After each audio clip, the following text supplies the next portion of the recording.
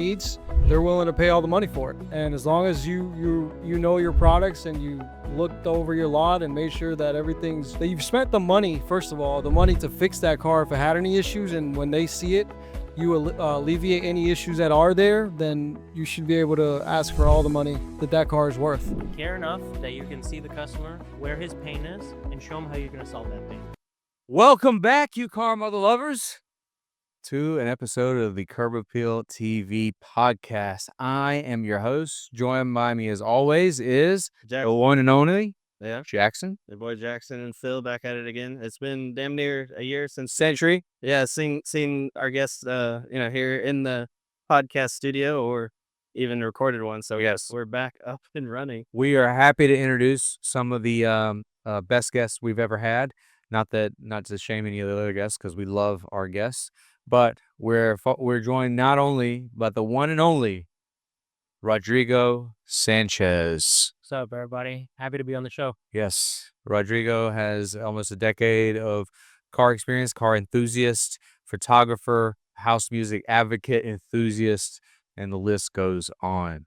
And we're also joined by the man with the plan, the goat of the goats, Mr. Carlos Rodriguez. How are you doing, man? Doing good, man. Happy to be here. Appreciate it. It's an honor. I really like your clothes and apparel, so I had to get a few myself. Yeah. I have to say, man, these tees are awesome. You guys are really doing a good thing here with the clothing. Never had a shirt that fits just so nice. Awesome quality. Great designs. You guys are killing. Well, let's mention real quick that this is not an ad. No. This is not like but if it were an ad, we wouldn't talk about having, the softest cotton in the game, the seams that are seamless. I'll end up chopping that up, running as an ad on Facebook. The crispiness of the edges, the wash of the pre-wash. And it just looks better the more you wash it, the more you look at it, the more you smell it and wear it, and just feel it, baby. Quite the intro. But we got two of our good friends here with us. Appreciate you joining us. And for those that are watching, tell them kind of about your role and what you're doing, and then we'll get to you next year. But Rod, where are you at and what you do in the car business? So I'm a finance manager currently. Been in finance for the past 6 years. Started off as a salesperson, and within 10 months got promoted to be a finance manager. Before that, I was in the service department. Been around cars my whole life. I grew up with a dad that turned wrenches, so was around him in the shop most of my life. And so that's where my car enthusiasm came from. You got into the business through just being... Yeah, I realized I didn't have the patience that man had when it come to fixing cars, so I still wanted to be involved some way. So right after high school, I got involved with the car business as a service advisor. And, car business has been great to me, and I haven't looked back since. Let's walk us through like everything. So what's it like being a service advisor? What store were you working at? What city was it? Obviously we're in Georgia, but tell us a little bit about that. So my very, very first service job was at Mall of Georgia Toyota. I was horrible. I had no customer service. Well, then how'd you even get the job? Dude, just applying, like I was so relentless. Just Indeed, click. Not even Indeed. This was still like before Indeed was popular, I guess, or at least that I knew about it. But I just was going, around dealership to dealership. Oh, you just popped in? I just hopped in. Wow. Yeah. I didn't know that most dealerships, you kind of have to know somebody to get like an easy way in. So I just was relentless, dude. I just told everybody, hey, look, I have car experience, this and that. I think I could sell stuff. Okay. And I was horrible at it at first. I'm not even gonna lie. So when you walked in there, who did you speak to? Did you just so happen to speak to a service manager? Yeah, I spoke to one of the service advisors. They put me over to a service manager, and we started talking. He liked me. He said, hey, I think that I think you're something that can be good, and gave me my first shot. So that's cool. Yeah. So, and for you, Liam, how did you get into the business, and what got you into cars? And Yeah, so actually, when I've been in the car business for a long time, over 10 years. Rodrigo was actually doing service, where he was, his first service job at Mall of Georgia. He was telling me how good the money was. So he was like, "Why don't you try going in and applying?" So I did that in Roswell. Now, what were you doing before? Before that, I was straight out of high school. So straight out of high school, I went there. I applied. I walked in, dude. I didn't even put an application or anything. I knocked on the tower. I went straight to the tower, knocked where all the managers were at. Like, hey, what's up? Yeah, hey, what's up, man? Hey, I literally went in and said, I want to be part of your team. Yeah, that's awesome. And they were like, somebody go talk to this guy. Yeah. And so, I think they just saw a young, driven, bilingual person who was motivated to make some money, and they hired me and they showed me the ropes. That's I was at that store for like 2 years. But yeah, I haven't looked back since on the car business. I mean, it's good to us if you can do well. If you do well in it, you can make a living. So yeah. And you've been in the business now for how long total?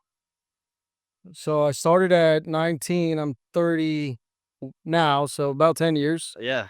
Yeah, Right, close to 10 you've years. Yeah. seen, yeah, a lot changed. And for a question for kind of everybody here, over the past 4 or 5 years, what's the biggest change that y'all have seen, and how people are buying cars or just the car market in general? I would say probably the automotive industry's probably changed the most when it comes to the online aspect to it. Okay. Everybody, like, I think once Carvana got in the game, even though they haven't really shown much profit, right? They keep reporting that they're at a loss or something. Every dealership is trying to adopt the model in some way. The store that I worked at, the dealership group that I worked at, Asbury, they launched a thing called Click Lane, and you could just buy the car directly from your couch. This does the same way as Carvana, and you only had to step foot in a dealership once everything was complete. What's the percentage of deals that you guys got like from that? Was it still large, or do you think that even like with COVID and everything, people were still yearning to get in stores and do things the old-fashioned way just because it was an anomaly? Well, you're just gonna run into some people that they don't like the car buying process. Unfortunately, But it's a small minority, right? it's a small minority, but Okay. again, it's something that's innovative and people don't want to be left behind. I had a GM who previously talked about always being the first when it comes to innovation, because otherwise you get left behind, like the Motorola's of the world. You get left behind, Yeah. like Dude, I talk shit about the Motorola, one of the goats of all time, dude. It's like the Nokia. it's sick, right? I mean, nobody's gonna say that it wasn't like awesome, but again, it's either you adapt with the times, or I mean, just look again with the Motorola's, the Blackberries. Where are they at? Yeah, you have to get a flip phone out of the back of the store now. Like, they have to go and find one for you. Yeah. Like, it's not. Yeah, everything they got out there is touch. It's vintage, baby. Yeah, it's like- it's more expensive. And I only know that because my dad's that way. And guess what? He You pay goes more for find- them today than you did then. Oh my gosh. They Yeah, appreciate it over time. but that is a big change. And for for you, Phil, you've been on the sales floor in that time, and sales manager, finance, all that. What's the biggest change you've seen in the last few years? Money, Money, as far as what everything, right? or loss or Everything, all ups and downs, profits, lots of highs, low lows, and leadership, high energy, and just keeping it moving, man. Yeah. All right. And how about you? What's the biggest changes you've seen in the last few years? The biggest change I've seen is you can't find a decent car for $10,000 anymore. That's true. Yeah. You know what I mean? Is like crappy or beat up. Exactly. Sort of fall apart. So even the used car market, I mean, it's gone up tremendously, and new cars too. A GX used to cost 60, 70,000. Right now, you can't get one for under 80, 100. Yeah. So everything's gone up. Used car market has gone up. People are paying more premium money, and it could be just because inflation, right? But all the technology they're putting in the cars too. So I think that's the biggest thing I've seen. For guys that want to get into the business and want to start selling or working in the dealership, what's something you think that somebody like that should know before getting into the business? Honestly, there's nothing that we could tell you that will prepare you for being that way. Like, you know what I'm saying? It's just one of those things that like you kind of have to adapt within. And if you don't, you don't. But just like with anything else in life, like if you don't give it the benefit of the doubt and do it enough, like do it long enough to get good at something, you're not going to enjoy it, because the reality is you don't enjoy what you're good at, what you're not good at. So the better you get at something, the more you'll like doing it. Same thing with the car business. The more cars you sell, the more you'll like doing it. The more money you make, the more you'll like doing it. The more confident you'll be. Yeah. It's just reality. Yeah. People sometimes I feel like they don't understand they're signing up for a whole lot of no's and a whole lot of BS before the Part of the game, bro. You got to get your reps in. You got to get hit in the face a couple times. Get the door shut in your face. You know, the objections. Like The if you want to the grow, hours, you know. yeah, the hours. But you know, in the beginning, and even like now, you got to work the hours. It's just reality. You know, you can't complain about the life we chose. Yeah. Well, like for us, it's Sunday. This is the only time that everybody's probably available. And then the rest of the week, you know, Monday through Friday, just about Yeah, everybody. assuming we have the same day off during the week. Yeah. Yeah. No, I mean, I had a GM explain to me, the way the car business is like, it's probably going to be one of the most challenging things career wise to grow in. And it's never going to make you like super, super rich, but it will give you a life where you never really have to look at your bank account Yeah. to, do the basic things, right? Like if you want to go out to eat places, if you want to afford things, unless you're about to like, make a big major purchase maybe. But I mean, as far as going to the store, as far as going out on a date, as far as, taking care of your kids, you really don't look at your bank account like that, Yeah. So let's go back to your upcoming rod. So you're working the service drive. What's your first week like? They're like, hey, my car's broken. What do you do? So like I was the assistant to a service advisor at first, right? So you just pulling up cars. No, I wasn't a porter. Let's get that straight. Yeah. No. But just I started out being this girl. This girl was a badass, man. I mean, this girl, Grace Burgos, she was like ranked super, super high in SET for like one of the best, service managers in the Southeast. Like she was killing it, killing it, killing it. Probably, making well over 200 grand as a service advisor. Wow. That's know? pretty stellar. Yeah. So to the point where she needed an assistant. I'll give you, like I said, there's 6 other service advisors there, and she was the only. So you learn from the best, is what you're saying. Yeah, so she was the only one with a service advisor's assistant. And what brand was this? This was Toyota.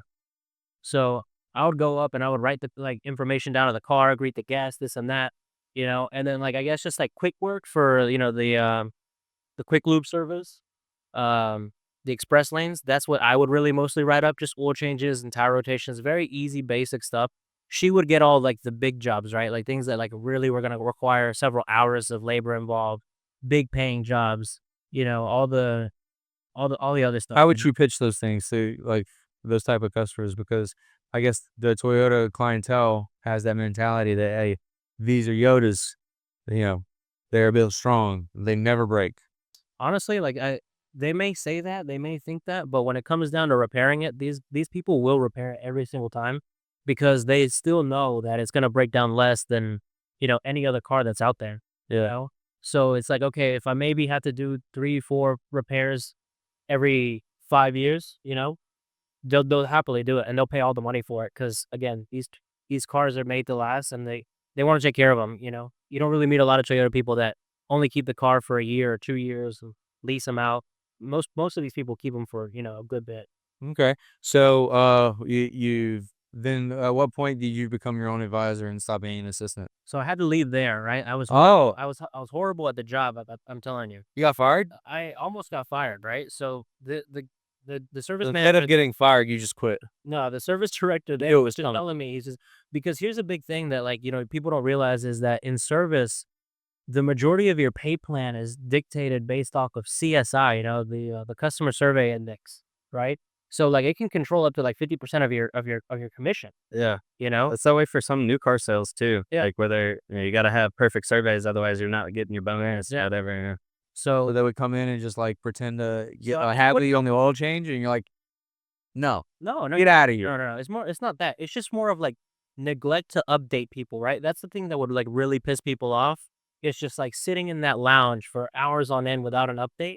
And I didn't really know that, the more touches that you have on a customer to let them know what's going on with the process, you're resetting that clock and, if they feel like they've been there less time. But so if you just go hours and hours and hours without an update, and then finally you come out of nowhere and you're just trying to sell them shit, of course they're going to be pissed off. Makes They're sense. trying to get out of here. Like you forgot about them. Yeah, 100%. So like I said, that was a big thing. And with a busy store like that, I mean, they really didn't want to hire rookies at all. That's the only reason they gave me a shot was to be the assistant, right? But the service director there, he told me, he's like, hey man, look, I got a good friend over at World Toyota, in Beach Industrial. you should definitely check them out. They'll give you your first role as a service advisor. That was like him. And, I think it'll be worth it for you. I was driving all the way from Roswell to Mahler, Georgia every day. So, I mean, he could just see that, it was starting to fatigue me. And maybe he thought that was the reason why it was the customer service were being impacted. He never blamed me that I sucked or anything.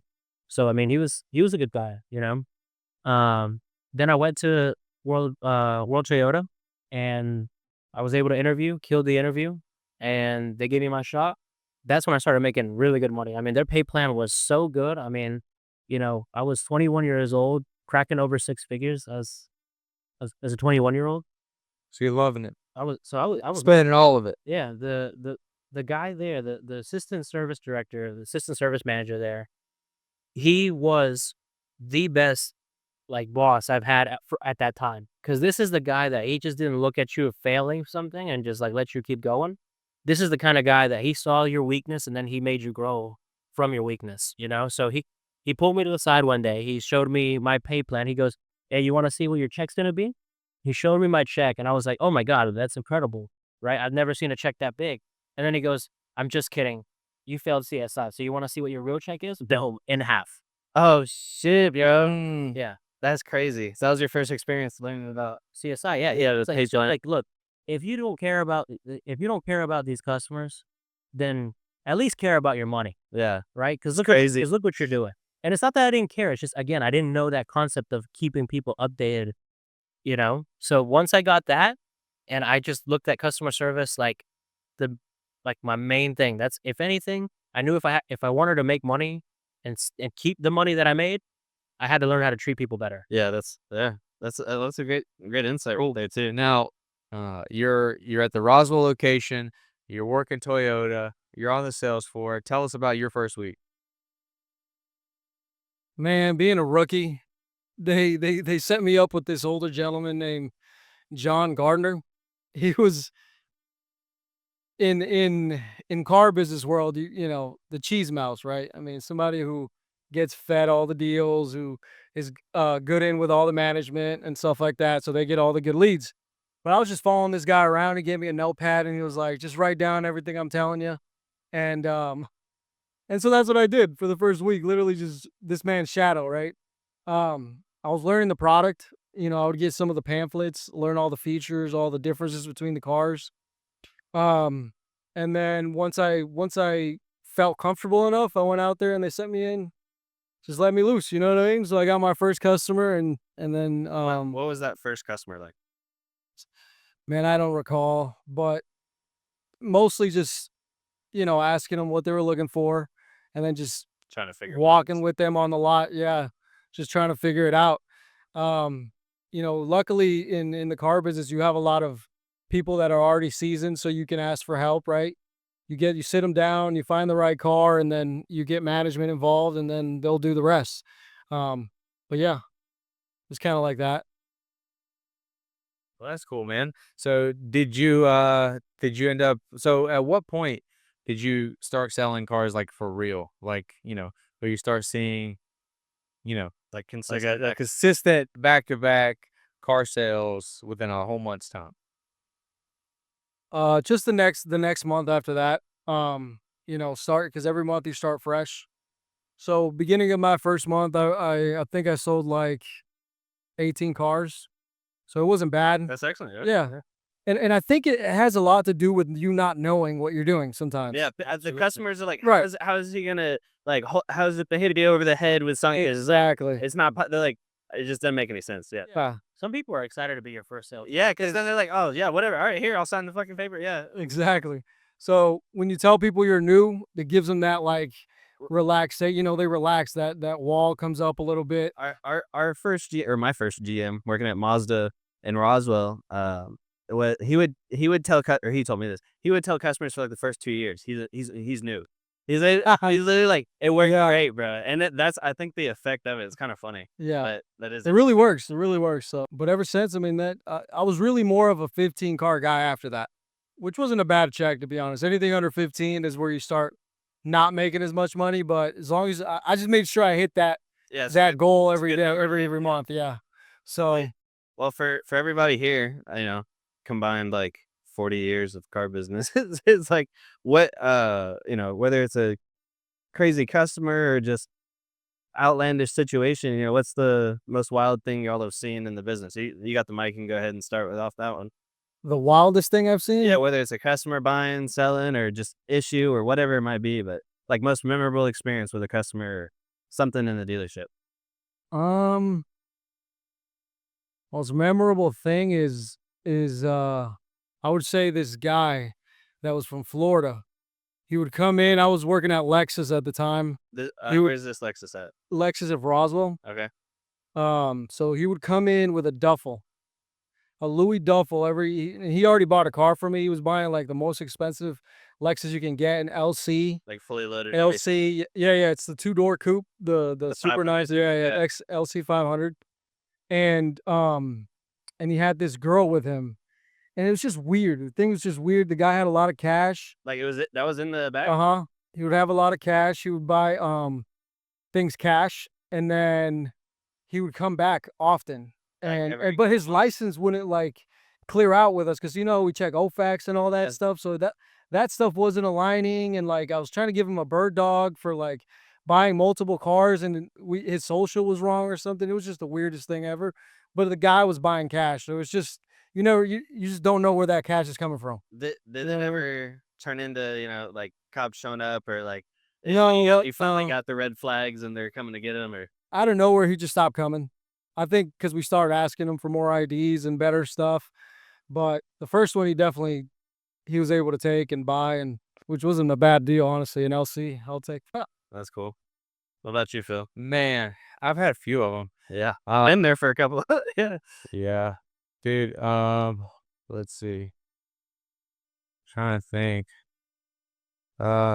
We had a customer try to get into a fight with. Let's just go through like a list of, like just summary, and I'll pick the right one. We had a customer try to get into a fight with the managers. We had a lady. We have a stoplight at our store. We had a lady pull out after just buying her car, get T-boned right there at the light. That sucked. Damn. We had a burglar get chased out by a broom from our service manager. That was a funny incident there. If you had to pick though, what do you think is, the most wild thing that's happened to you while you've been in the business? The shadiest thing that I've ever been a part of, we had they had a salesman that was selling a Mustang convertible that had the rag top, and it was leaking water like really, really bad, to the point to where like, and it would only leak on the passenger side. So he went on a test drive with this customer, and he had on some nice shoes, but they were like the cloth, like Cole Haans, and that water was up to his ankles and just sloshing around the whole test drive. But he's just as silent as a mouse, dude. Didn't say a word. Took it like a G. Get back, customer loves the car. He closes them. The customer doesn't even realize his feet are soaking wet. And so he calls me and he's like, dude, we got to get this water out of this car before this customer buys this car. So we're in detail trying to suck the water out of this car. And obviously we don't have, so we had to like grab like a rubber tube, and we're sitting here siphoning the water out of the floor of this Mustang. Oh my This is while the customer is signing up in the office. Yes. So he quickly did his paperwork. We pulled the car to the back, and we're doing it. And then we got all the water out with the siphon, and we're sitting there just trying to vacuum, but that's not working. So we grabbed the air compressor hose. We open up the top, and then we grab two. He's on one side, I'm on the other, and we just for like half an hour straight, and it dries up. Goodness. And the customer never said a word, never found out about anything, and bought a warranty. 5 stars. So guess what? The 5 roof leaked stars. again, and the warranty company paid the whole repair. Oh goodness, bro. That's for any car buyers out there. Check the car inside, outside, everything. Have a PPI done if you're really. It's all about the experience. Sometimes that one. Sometimes, just like that one. if that's the one and you loved it and it made you feel great, you don't need to know the behind the scenes. Okay. Okay. Or what if he noticed everything and he was just okay with it? That's a possibility too. But the fact that the salesman didn't say a word, and he's like, Like sock ankle deep in water. I'm talking covering the whole foot. That's nasty. of water. That is nasty. And he's just quiet, talking about the features. Oh yeah, it's got the bows. You think Yeah. it's in the ether? Like, like when they talk about how these customer sometimes are just so in love with the car, like Maybe he can't even It was a 5.0. Yeah. So probably listening to that, them 8-cylinder birds purring underneath the hood. So my craziest story was probably when I was in finance. I was in training to become a finance manager. It's a 90-day certification class where I had to go to different dealerships and fill in for finance managers that were absent, sick, or on vacation. Then when I was done, I could go back to my store and become a finance manager. So during this, I was at a Ford store, and it was like about to be one of my biggest deals that I was gonna have. And the deal that was going down was for a Ford F-150 with a kind of rough around the edges country guy, loud mouth, talking shit to everybody, having fun in the dealership. So he gets to my office. We're doing his paperwork. He signs up for the, biggest package I have, all the options, any insurance that you can name, it's on there. Yes, to go. 84 months, any 84-month term, full point spread. There's nothing wrong with No. profit. No, that's another thing. It's not a bad word.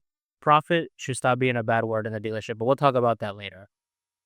So the guy just sees the value, right? And so I'm over here like, yes, I'm about to have like a really big deal. It's going to make me look good, especially because I'm in training. My director's going to be good. My regional director's going to be proud of me. He's the one who's training me, all this stuff. So I'm about to cash this dude out, right? And so out of nowhere, I get a phone call from the desk. The desk is telling me, hey, we need you to stall as long as you can, please. And I'm just like, oh, great. They found out he's fraud. He's probably using somebody else's social, the words. So I'm over here like, all right, I'm expecting police. And of course, police do show up, but not for a reason that you guys would think. He ends up coming in and he says, hey, Mr. Blah, blah, blah, you know why I'm here? He goes, no, what are you doing? I'm buying a car. What are you talking about? And he's like, well, let me show you somebody who might tell you why I'm here. He pulls in the receptionist into the office and he says, she probably has another reason for me being here. You want to explain? He's like, no, I don't know. I don't know who this is. You sure you don't know who this is? Okay. Then why'd you follow her into the bathroom? Right? Wow.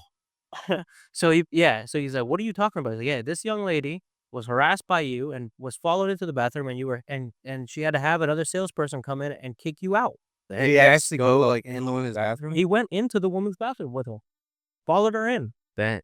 So now he's like, hey, I don't know what you're talking about, this and that, yada, yada. He's like, sir, we're just going to ask you to leave. I'm not going to arrest you, blah, blah, blah, whatever. Like, I'm over here thinking, oh, shit, there goes my deal, right? Yeah. But, he's being escorted out. So he's like, well, can I finish buying my car? And I'm like, yes, I still have a shot. And then they're like, nah, man, we can't. Yeah, you like, gotta get. It's just bad. It's a bad look if we sell a car to you, So finally, like, as the guy's leaving, he's like, well, if she didn't want me, then why'd she lead me on and give me her number? And shows the cop and all of us that he had her number. So maybe if the guy just chilled out and maybe just led the relationship outside of the dealership, kept it in his pants, Yeah, that's wild. he would have had a shot. But the dude's a freak. Yeah, the dude. And he got a big drop on the new car. Yeah. Yeah. New dog. But the dude was a freak, man. He just, he couldn't keep it in his pants, and Gosh. he had to follow her in the bathroom. He wasn't doing tough. I like that F-150. All right. Oh goodness, that is a crazy story. For me and my experience up till pretty much yesterday, I didn't have anything as wild as this I've seen in person. But if y'all are familiar with the sovereign citizen type people, you might see the YouTube videos on them getting arrested or standing outside a police station. Basically, it's like almost harassment. But some of it gets to the point where they're trying to get you to sign over stuff into a trust or reassign basically the legal documents to them of ownership of the car without transacting any money. So throughout They're just haunting you. basically, yeah, and they'll find some small dealership that'll end up signing the car over to the trust, and then legally you can't get it back, and it's a real thing. And they steal assets. Like it's almost like squatters' rights, but you signed it over basically.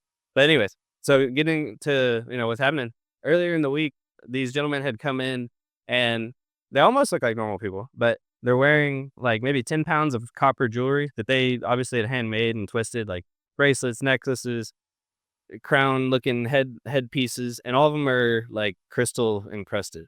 And he gives us like a government looking document that shows he'll pay like 1.2 million for this Cullinan and this other car, and there's like a handful of cars for like basically almost $1.5 million. So yesterday evening we're closing up the dealership. These guys hadn't been in for a few days, and they come back, and I'm not their salesperson, but we all, at this point, everybody in the store knows who they are.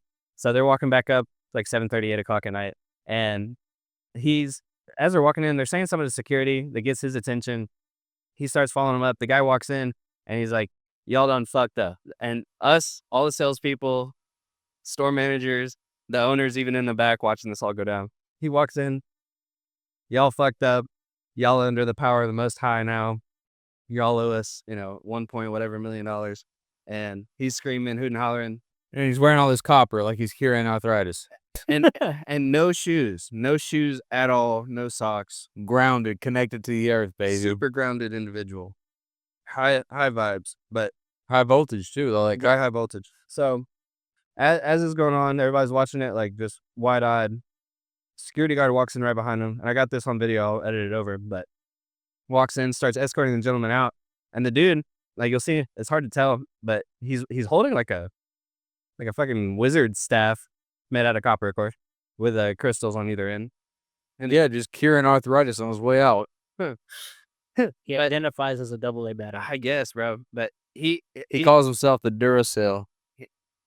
he gets escorted out the front door and then breaks loose from the bigger security guard, who's not going to immediately chase him down. So he breaks loose on foot, goes around the whole outside of the lot, and it's a pretty good sized lot, good for a few hundred cars. And he ends up around the front of the building. By that time, the police are pulling in. We got 2 squad cars.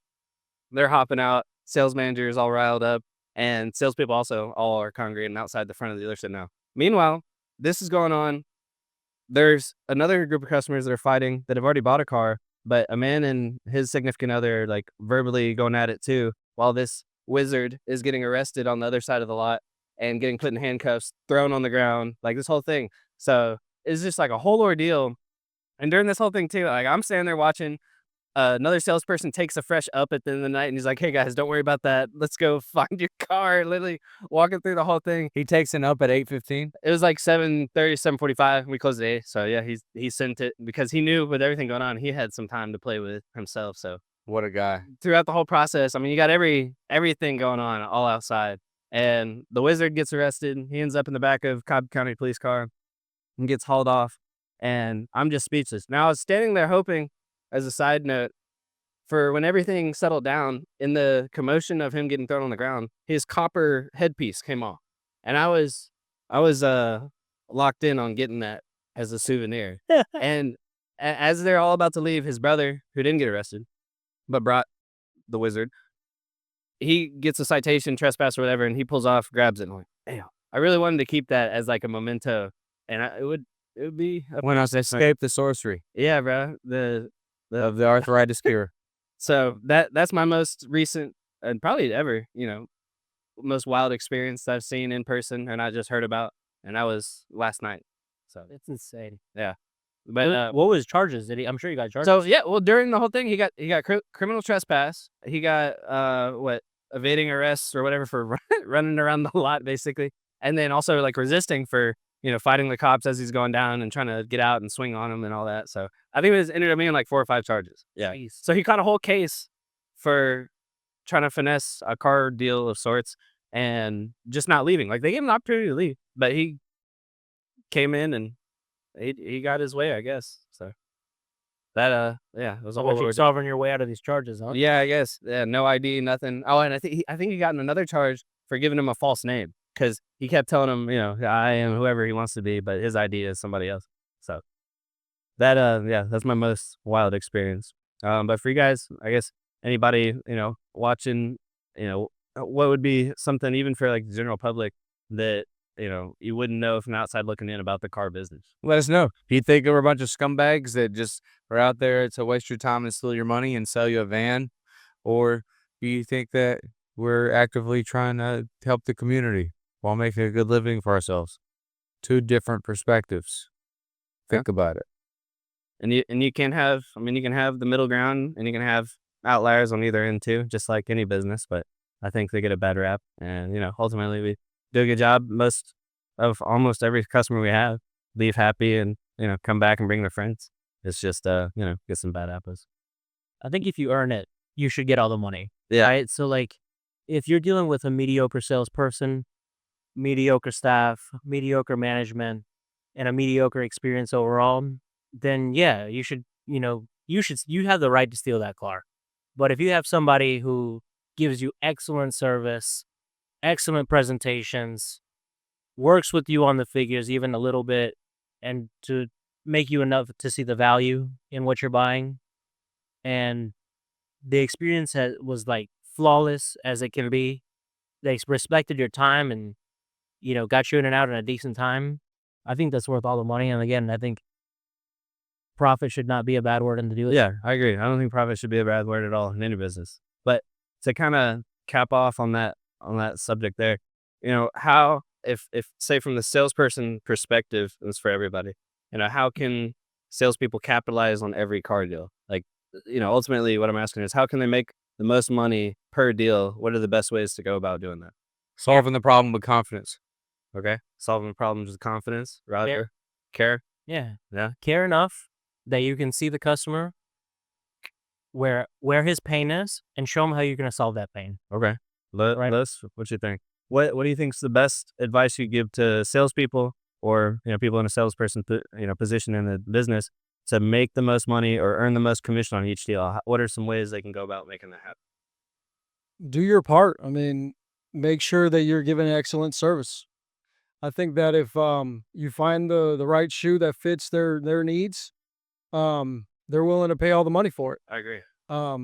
And as long as you know your products and you've looked over your lot and made sure that that you've spent the money, first of all, the money to fix that car if it had any issues, and when they see it, you alleviate any issues that are there, then you should be able to ask for all the money that car is worth. Yeah. It's something I think about, and even my dad says, is, people buy stuff from people they like.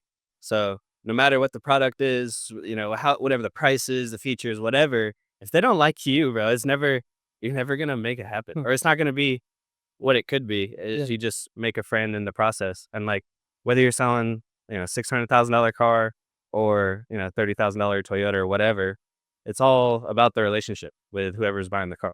So I think for me, that's kind of what it boils down to. Agreed. And then for y'all or Phil, if you want to lead us out into the Whoa, real quick. we I want to know what if you're balling out, what are you buying? That's the question. so okay, so Like, what- for like us, like if we hit If you're balling out, I'm talking like, dude, 3 million a month, more than that. So- You're just like, money Alright. money's just infinite basically. What are you buying? what are you buying? Like, what are you driving? Like a car? What are you going to the dealership? What are you buying? I already know for both of y'all. I already know what y'all are buying. Yeah, but I want to hear it out loud. GT3 RS, GT3 RS for you. Okay, what color would it be?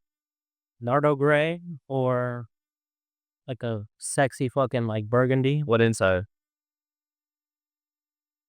with a Nardo gray, probably orange. Orange. Okay.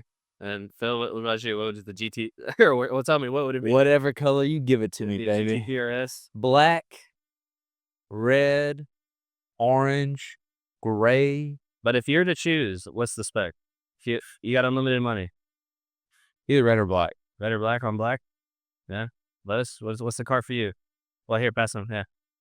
Man, I'm gonna get this. I ain't gonna lie to you. This is more obtainable than those cars you guys mentioned, but it's a G-Wagon. G-Wagon. That's a great car. And Any G-Wagon. it carries a lot of kind of status just with the look of it. Like Status, so- but it also holds its value pretty good. It's not. they're pretty bulletproof Yeah. cars. The only Yeah. thing I hate about those is you got to like close the door like you're, Yeah, but they're getting better. It- The new models, the new bodies They look- come out. Yeah, so I'm definitely getting all all. in Actually, my this- wallpaper. all in this circle.